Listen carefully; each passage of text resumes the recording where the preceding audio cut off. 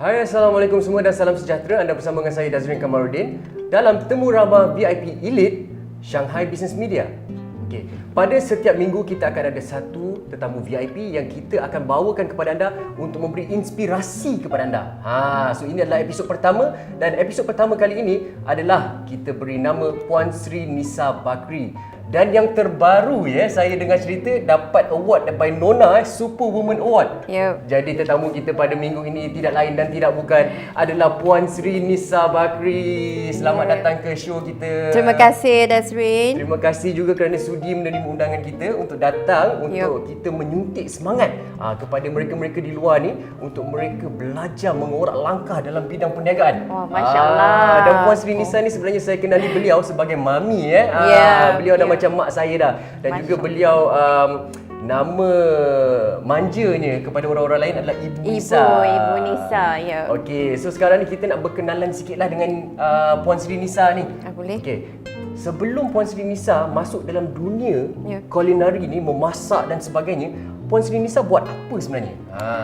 Okey, sebenarnya dari mula sebab ibulah kita panggil Ibu Nisa lah baik. Dia mesra, dia mesra kalau kita panggil Ibu Nisa. So ibu mulanya memang suka belajar. Okey, I love knowledge. Suka seeking knowledge dengan suka research. So masuk ke bidang finance lah.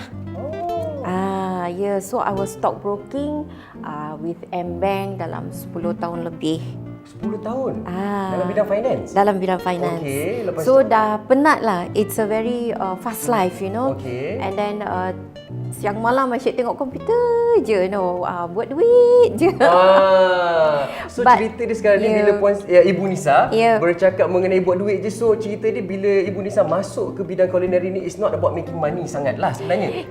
I think you see, when you go into business, dalam kita bidang business mesti kita kena ada kejayaan monetary. Itu memang kena ada. Tapi itu tak, kita jangan jadikan itu sebagai the priority.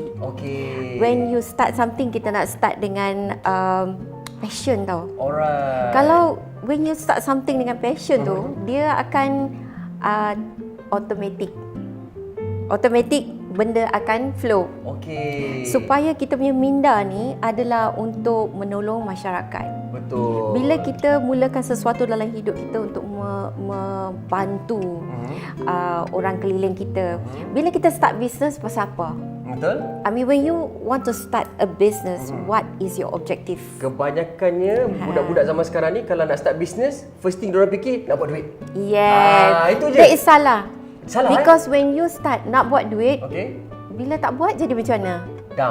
Down. And then kita akan jadi disappointed, kalah, macam rasa gone, tak maulah buat bisnes. Betul. Because objektif tu dari mula tu dah salah. Jadi penonton-penonton di rumah sekarang ni, apa yang Puan Sri Nisa ataupun Ibu Nisa katakan sekarang ni, objektif kita apabila kita mulakan satu perniagaan tu, kita kena betul tetapkan matlamat kita. Buat satu benda yang kita suka, bukan buat kerana duit. Bila buat kerana duit ni, kita cepat down sebab bila kita tak janakan pendapatan atau janakan duit, kita rasa macam kita tak boleh buat. Betul. Simple. Formula dia sangat simple. Objektif kita, misi kita, vision kita, dia kena semua align together. So you must plan. Kita kena ada satu plan bila kita start sesuatu dalam bidang business. So for the young entrepreneurs yang nak masuk ke bidang entrepreneur ni, dalam bidang bisnes ni, kita first kena ada mission kita, vision kita, objektif kita. Kalau benda ni tiga ni dia tak align, kita akan kalah. Along the way you will find, what am I doing? This is not right. Then you will see, you get very confused.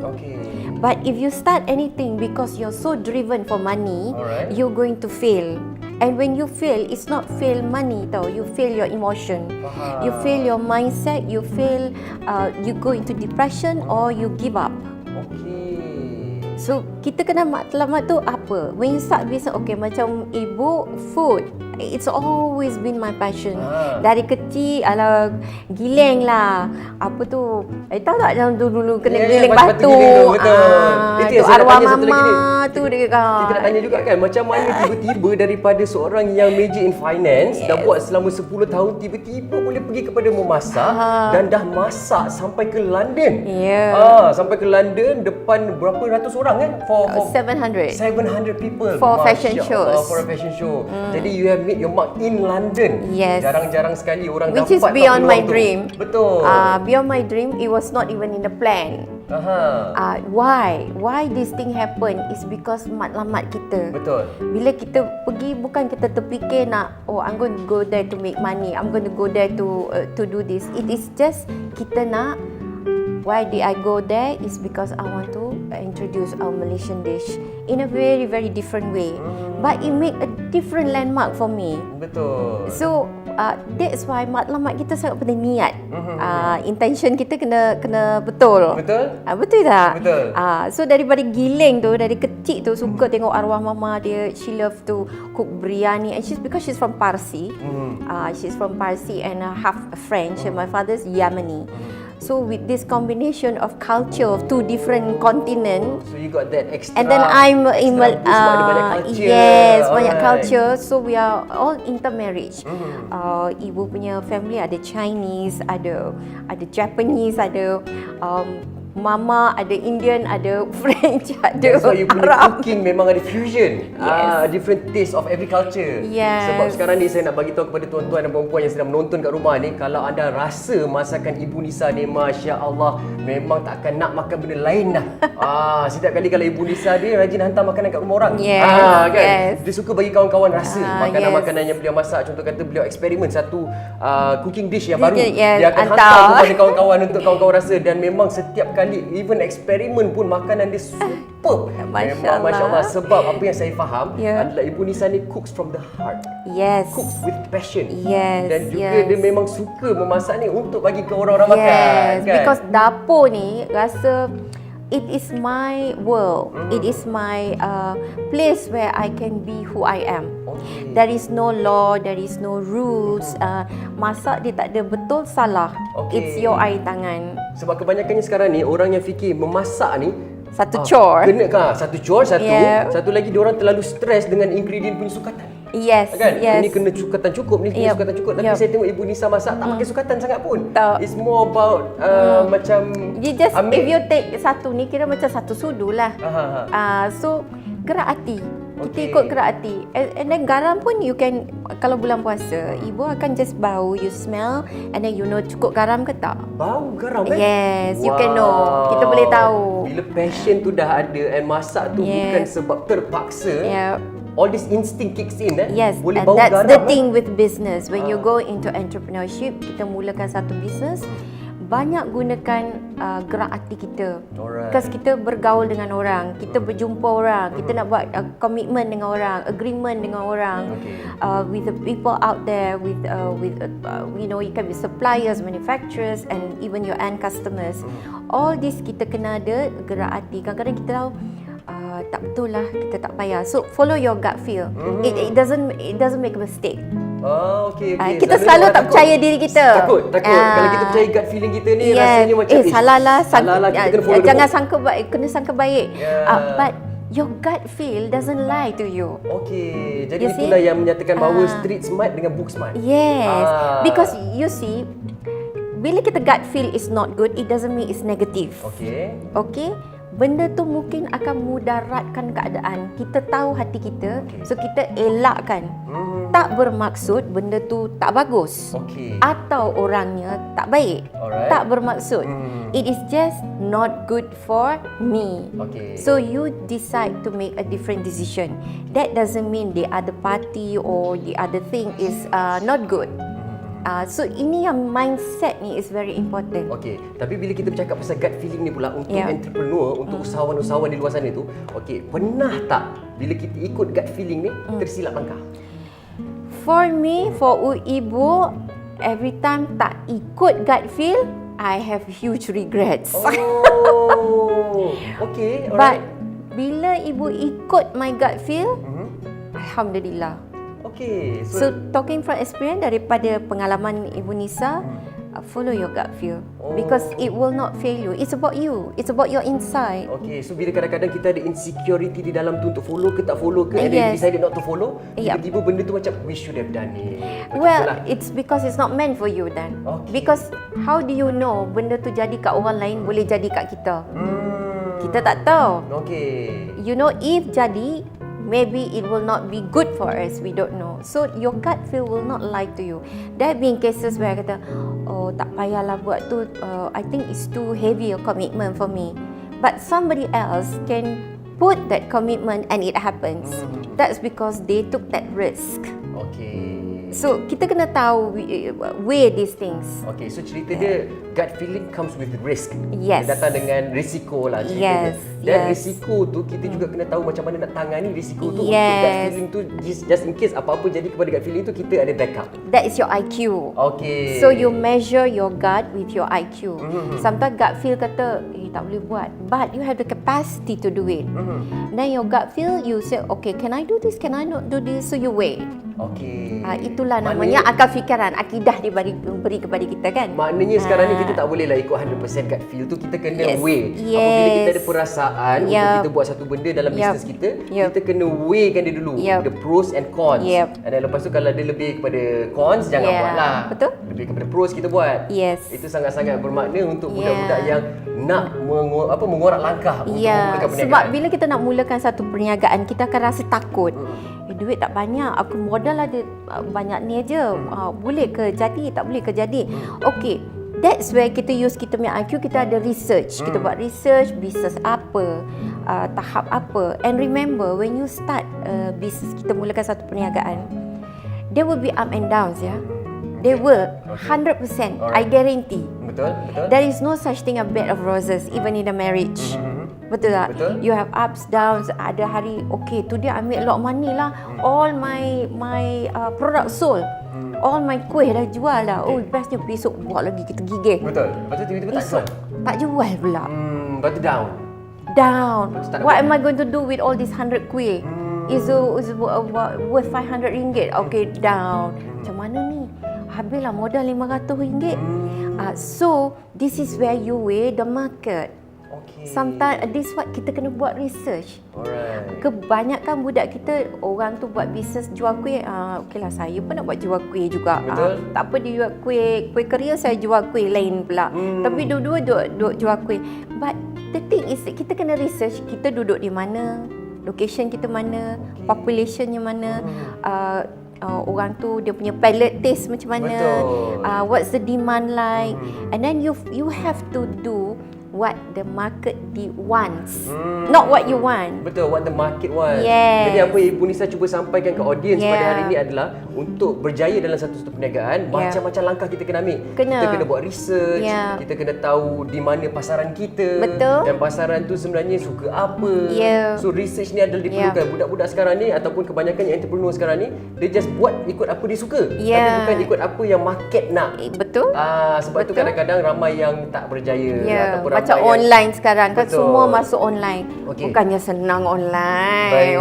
Okey, jadi sekarang ni memang topik tengah hangat, macam-macam rahsia kita dapat cungkil daripada Puan Sri Nisa Bakri untuk audience kita di rumah untuk mengorak langkah untuk berjaya dalam bidang perniagaan. Tapi kita kena take a break sekejap. Tapi jangan ke mana-mana. Kita jumpa lagi dan kita kembali ke Temu Ramah VIP Elite Shanghai Business Media.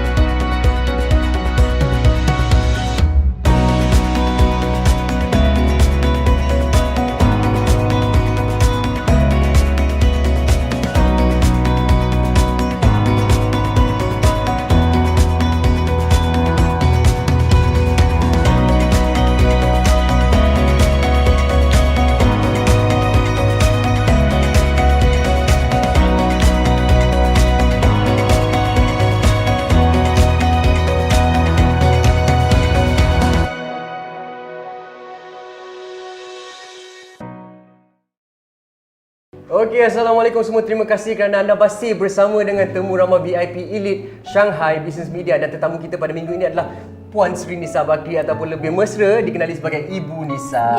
Okey, tadi sebelum kita break tadi, kita dah bercakap mengenai macam-macam pengalaman dan macam-macam rahsia yang kita dapat cungkil daripada Ibu Nisa untuk diberikan kepada penonton-penonton di rumah sana yang ingin memulakan perniagaan. Jadi sekarang ni perniagaan Ibu Nisa sebenarnya daripada finance background ke culinary, memasak dan memasak dan memasak, dan beliau memang masak macam-macam jenis resepi dan semua sedap-sedap. So kita recap tadi, Puan Sri Nisa sebenarnya ada banyak culture element, sebab tu masakan beliau lain daripada yang lain kan. Okey, jadi sekarang ni kita nak teruskan kita punya sesi temu ramah kita pada hari ini. Saya nak tanya, kenapa Ibu Nisa form company Ibu Nisa sekarang ni? Apa nama company Ibu Nisa, dan macam mana boleh form company ni, dan apakah kesusahan untuk menubuhkan syarikat ni?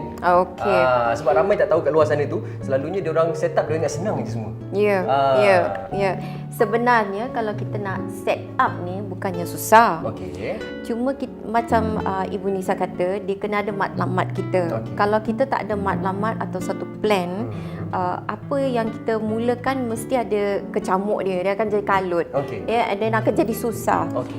So bila NJB Inari di establishkan, dicorporatekan, is because Ibu Nisa nak keluarkan brand, brand Nisa Bakri, daripada nama Ibu Nisa dengan nama suami lah, so Nisa Bakri, jadikan satu brand. Kenapa? Sebab nama brand ni adalah menunjukkan keharmonian keluarga. It's about a family, love and support. It's about who I am. And itu yang Ibu Nisa nak promote. Bila brand ni dikeluarkan, matlamat dia adalah untuk the end user, the customer, yang supaya diorang, bila diorang dapatkan produk Nisa Bakri, diorang rasa kasih sayang, diorang rasa bahagia, happy, kekeluargaan. That is the matlamat. So tu yang keluarkan daripada mula masak dululah. Sebab daripada kecil, kalau masuk universiti, Ibu Nisa lah jadi the cook. I am the chef in the dormitory.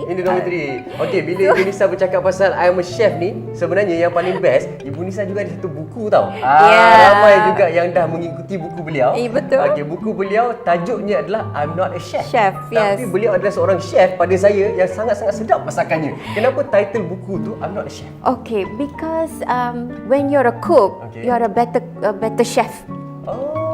Macam tu sebab bila kita tukar masak lah, contoh kita masak dengan ikut rasa. Sebab kalau chef ni, diorang punya gambaran chef tu lain.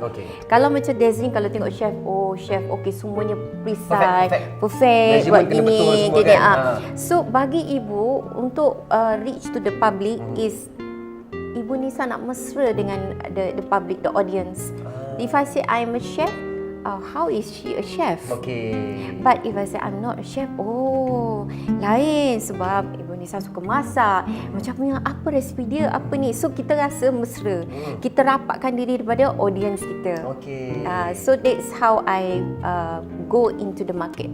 Jadi sejak bila Ibu Nisa mula mengorak langkah untuk buat memasak ni satu kerjaya yang profesional? Macam tu. Soalannya bagus tu.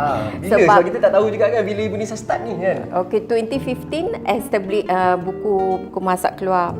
Secara tak langsung Ibu Nisa tak terfikir pun to go into this culinary world. It's never been there, because Ibu Nisa kata lah, kita relax aje lah, duduk rumah, masak, enjoy dengan kawan, entertain.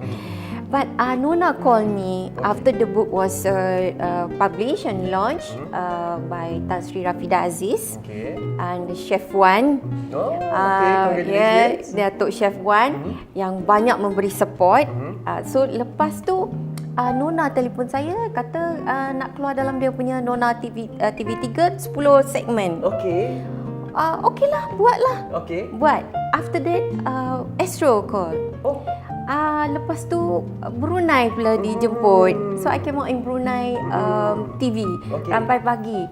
First time ever in my life, Ibu Nisa masak live, live. First time First time in entire life on front of a TV channel. live Okay. in Brunei. Sampai pagi, tak lupa lagi pukul 8 pagi masak. Bukan masak, buat salad. Salad kacang boto dengan orange. Okay, alright. So Itu first time? First time. And from that, it just didn't stop. Okay, Alhamdulillah. Things just benda macam dia menjadi, dijemput. Okay. And then Nona awarded me with 2015 the most inspiring. So Ibu Nisa macam nak sit back and relax macam tak boleh, ada dapat je. Dapat call lagi. Bila duduk rumah, okeylah, relax lah, tak payahlah buat apa. That's when I have to start the company. Okay. Because dia kata tak bolehlah masak macam Ibu Nisa, keluarkan base. Itu yang keluarkan ready to cook. Betul. Supaya nak senang. Alright. So came out, so it's step by step. Okay. It just So cerita dia sekarang ni memang tak dirancang sebenarnya untuk masuk dan menjadikan satu profession lah, menjadi satu culinary chef dan sebagainya kan. Tapi sekarang ni selepas keluarkan buku, betul, Puan Sri Nisa keluarkan, di sanalah rezekinya mula. Ibu Nisa keluarkan pula paste. Paste kan, dan paste tu memang sangat-sangat mudah untuk kita gunakan. Memang sangat sedap. Saya pun dah jadi permanent customer dan klien untuk Ibu Nisa ni kan. Okey, jadi sekarang ni saya nak tanya Ibu Nisa, okey, zaman-zaman COVID ni, apakah kesusahan dan kepayahan yang dihadapi oleh bisnes-bisnes Ibu Nisa? Okey. Bagus soalannya. Memang semua orang pun tanya ya. Memang banyak bisnes kita sebab bila dah bermula, dah tubuhkan syarikat semua kan, semuanya running very well, alhamdulillah. Dia menaik lagi pun bisnes kita dalam bidang makanan. So banyak yang kita kena jaga. Food grade, food rules and laws and terms and all that. So when COVID came, I lost all the macam conference, kita buat catering, gourmet catering, private event, semua tu gone. Like overnight. Kan. Tapi So, apa yang saya faham mengenai Ibu terduduklah Nisa ni sekejap. kan, saya faham apa mengenai Ibu Nisa ni. Ibu Nisa ni dia terduduk betul sekejap je dia akan terduduk. Lepas tu dia akan always find other ways untuk rise back up. Jadi cara Ibu Nisa menangani pandemik COVID ni macam mana? Ya, kita dah tahu selama ni memang bisnes kita going well. Lepas tu pandemik COVID ni hit, memang kebanyakannya bisnes dekat Malaysia ni memang banyak yang tutup kan. So macam mana Ibu Nisa tangani masalah pandemik COVID ni? Apakah langkah-langkah yang Ibu Nisa buat untuk menjaga perniagaan Ibu Nisa? Okay. First, of course, terduduk, macam tak tahu nak buat apa, di mana kita nak mulakan perniagaan. And for me, the most important thing is my staff. Sebab Alhamdulillah, Ibu Nisa ada staff-staff yang sangat-sangat bagus, banyak membantu. So, macam ni lah, mungkin Allah nak beri kita satu penyedaran so jangan Ibu terlalu Nisa, selesa. so mungkin itulah salah satu peringatan. So what I did, I shifted the whole business. Kita pergi ke memberi, giving. Okey. Ibu Nisa suka masak. So masaklah. Masak. Selalu masak untuk orang, macam conference tu semua. Okay, fine. Itu bisnes. Now people out there is having problem. Betul. Frontliners are fighting for their life for us. Betul. Police are standing there and sacrificing their families for us, right? And dalam Ibu Nisa punya suami, polis juga. So benda-benda ni semua menyedarkan kita. So cerita dekat suami lah, kata okay, I think I want to go out there and just help. Kita just start giving, and then Ibu Nisa mula dari situ. Alhamdulillah, 2019 business sale memang lagi baik daripada 2018. Jadi itulah apa yang orang cakap selama ni. Dia kata sebab Ibu Nisa ni salah satu trait dia adalah dia memang suka memberi. She's a very very giving person. Dia tak fikirkan keuntungan sangat, dia fikir lebih kepada nak membantu orang. Jadi apa yang orang cakap tu betul. Apabila kita banyak membantu orang dan kita banyak memberi sumbangan kepada orang, orang lain pun datang.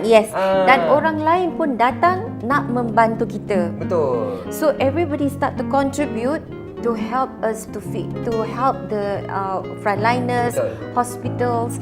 So Ibu Nisa dalam bulan Ramadan last year, I think dalam 5 hari kita buat all prepared meals semua dalam 5,000 lebih. 5,000 lebih. Which kita tak pernah buat Masa pun. mula-mula dulu Ibu Nisa start dengan 100 lebih je pack kan? Yes, It was started about 100 packs. Yeah, 100 packs and it just grew and grew. Kan? Sebab Yes, lagi ramai bagi Masya sumbangan, Allah. lagi ramai bagi sumbangan, lagi Banyak ramai bagi kan? sumbangan. Banyak orang datang bagi sumbangan, menolong frontliners, hospital KL, Sungai Buloh. We did all the frontliners from army to police to everything, Masya Allah. So di sana Ibu Nisa pun banyak belajar. Okey, keadaan COVID ni adalah kita boleh kata satu peringatan, satu eye opener. That giving is so important. Powerful. So sedekahlah, bagi. Don't even think when you want. Kalau tepi jalan kita tengok seorang tu kita nak bagi RM5, kita ada RM10, RM5 ada, bagilah. Kalau niat hati dia kata bagi, just give. Because you know someone out there is going to help you. Someone out there is going to watch over you. Tapi kita janganlah memberi itu lepas tu kita terus mengharapkan. Yes. Kan? Kita Jangan. memberi dengan ikhlas Yes, hati. ikhlas. That's why niat kita, matlamat kita sangat penting. So just give and then tawakal. Kita tawakal. Jadi itulah dia nasihat Ibu Nisa untuk kita tangani masalah pandemik ni. Kita jangan takut sangat dengan pandemik ni. Cerita dia pasal kita tahu bisnes kita affected. Tapi kita jangan terlalu risau sampai kita sendiri rasa macam bisnes kita tidak boleh dijalankan. Betul. Tidak boleh diteruskan. So cara dan Satu dunia. I mean bukan bisnes kita satu je, satu dunia. Satu dunia Kita bisnes kecil. Cuba bayangkan yang syarikat yang besar-besar. Betul. Kehilangan, kerugian diorang, staff kena retrench macam. Other people have bigger problems.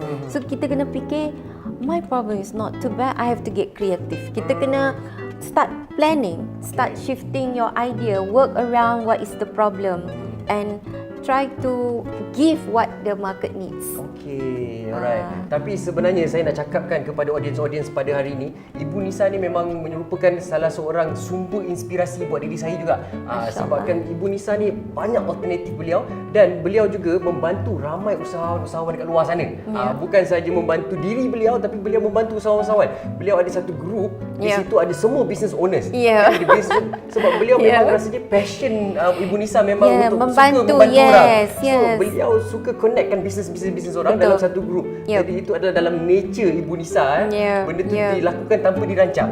Sebenarnya kita berkawan, lepas tu cerita dia kita form a group untuk kita develop networking. So dalam group kita ni kita ni semua berkawan tapi kita ni semua ada business. Betul. So what we do is business matching.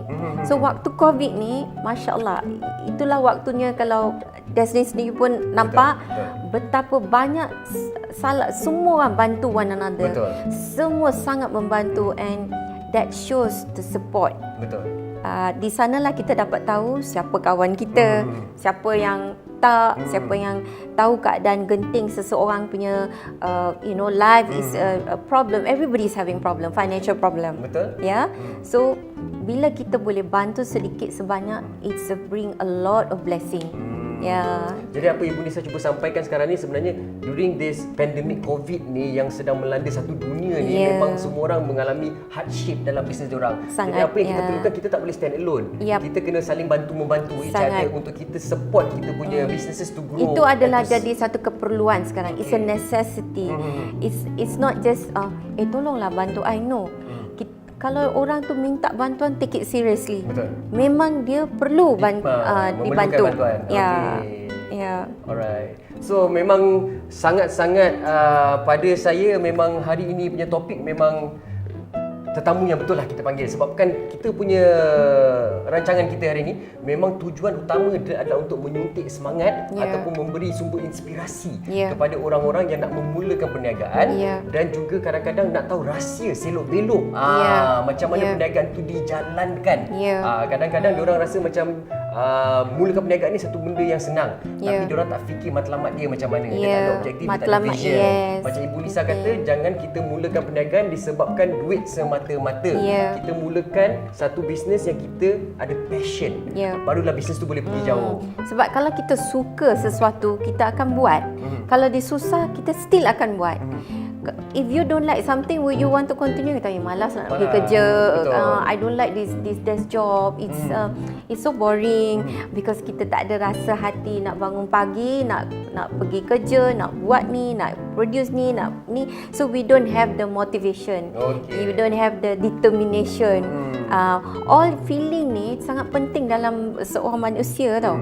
Kalau perasaan ni tak dijaga, masa depan semua pun tak cerah. Betul. Okey, jadi sekarang ni kita macam nak mengorek lagi rahsia sebab Ibu Nisa ni macam-macam dia nak ceritakan kepada semua orang. Okey, ada tak kata-kata akhir daripada Ibu Nisa untuk mereka-mereka di luar sana tu untuk mengorak langkah dalam perniagaan, ataupun ada nasihat tak bagi mereka yang nak mulakan perniagaan ataupun perniagaan tengah down ke, bagi nasihat sikit untuk mereka. Okey. Number one, just ingat ya, even an idiot with a plan can win you who is without a plan. Even if you're so smart, but if you don't have a plan, even an idiot with a plan can win. Okay? Because you need a plan. Alright. Dalam bisnes kita kena ada satu plan. Kedua, matlamat sangat penting ya. Matlamat, your mission and your vision. Ketiga, yang sangat-sangat penting, you start the race. You start the business, that's your race. Finish it. Okey. That's all. Finish it. Alhamdulillah, satu kata-kata semangat yang sangat-sangat memberangsangkan. Saya pun rasa macam nak mulakan satu perniagaan baru selepas kita dengar apa kata-kata hikmah daripada Puan Sri Nisa Bakir ataupun Ibu Nisa kita. Jadi Ibu Nisa, terima kasih sangat-sangat kerana sudi terima undangan kita di Shanghai Terima Business kasih Media. Dazrin. Saya sangat bangga hati dapat dijemput oleh SBS untuk datang ke sini hari ini, interview saya pasal entrepreneurship for the young entrepreneurs. Betul. Jadi kita akan ketemu lagi pada minggu hadapan, episod yang akan datang dengan tetamu yang lain, mempunyai perniagaan yang lain. Jadi terima kasih kerana sudi menonton Temu Ramah VIP Elite bersama dengan Shanghai Business Media. Assalamualaikum.